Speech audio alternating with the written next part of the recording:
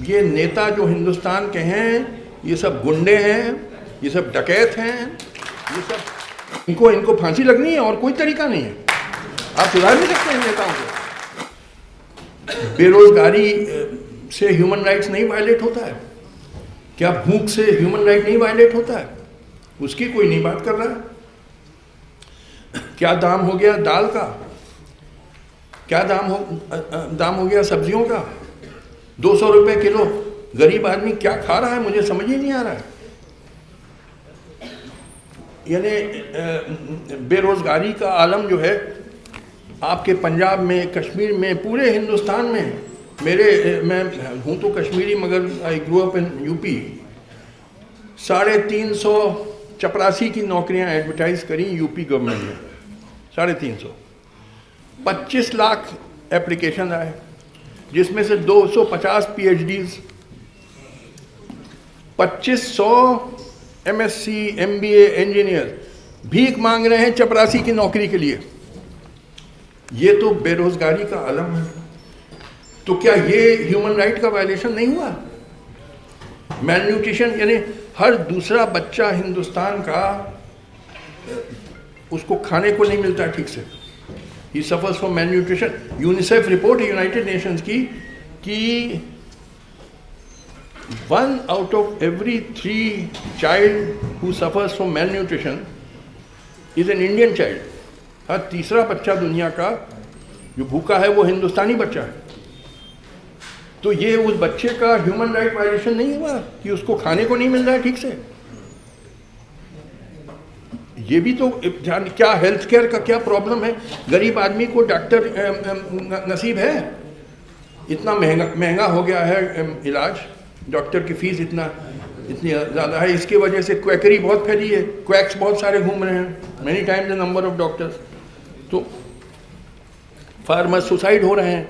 आपके पंजाब में जो ब्रेड बास्केट कहलाता था हिंदुस्तान का, कि पूरे हिंदुस्तान को खिला सके, इतना पैदा करता, वहाँ के फार्मर्स सुसाइड कर रहे हैं।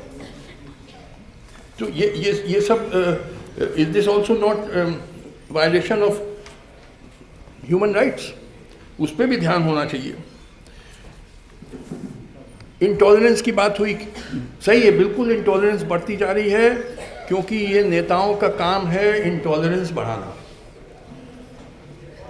ये नेता जो हिंदुस्तान के हैं, ये सब गुंडे हैं, ये सब डकैत हैं, ये सब, इनको कोई देश से प्रेम नहीं है, no genuine love for the people.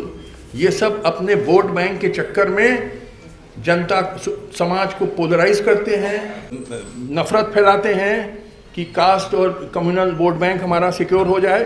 पूरा खेल इनका ये है। यानी इन पर जब तक इनको सुधारा नहीं जा सकता है, इनको फांसी लगनी है और कोई तरीका नहीं है। आप सुधार नहीं सकते इन नेताओं को। और मैं किसी विशेष पार्टी के नेता का नहीं बात कर रहा हूँ, सभी पार्टी के नेता ऐसे ही हैं। कोई धर्म के नाम पे चला रहा है राजनीति, कोई जात के नाम पे चला रहा है, हद हो गई। और देखिए इन लोग का जो इंटरेस्ट, देखिए ये जो आपके पॉलिटिशियंस हैं, ये कास्ट और रिलीजियस वोट बैंक्स पे रिलाई करते हैं ज़्यादातर। अब कास्ट और कम्युनलिज्म ये सब फ्यूडल फोर्सेस हैं, सामंती फोर्सेस हैं, जो हमारे देश के प्रगति को रोक रहे हैं। हमको तो डिस्ट्रॉय करना है फ्यूडलिज्म को। National interest demands that India must rapidly industrialize and become a highly prosperous country where all our citizens get decent lives। तो जो नेशनल इंटरेस्ट है और पॉलिटिशियंस का इंटरेस्ट है वो ठीक उल्टा है।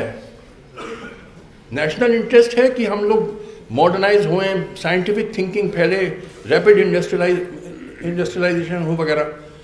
पॉलिटिशियंस का इंटरेस्ट क्या है कि इलेक्शन जीतना।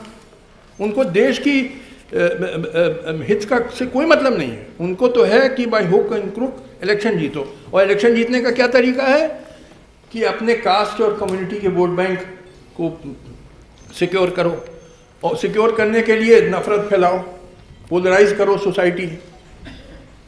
कुछ पार्टीज हैं जो कि हिंदू मुस्लिम में अगर राइट्स हों तो दे थ्राइव ऑन दैट, उनका बड़ा फ़ायदा होता है कम्युनल टेंशन से। किसी का कास्ट पे की वजह से बड़ा फ़ायदा होता है। तो सोचिए ये क्या आपके देश का कोई फायदा कर सकेंगे? हिंदुस्तान में मैं बता रहा हूँ एवरीथिंग हैज कोलैप्स्ड।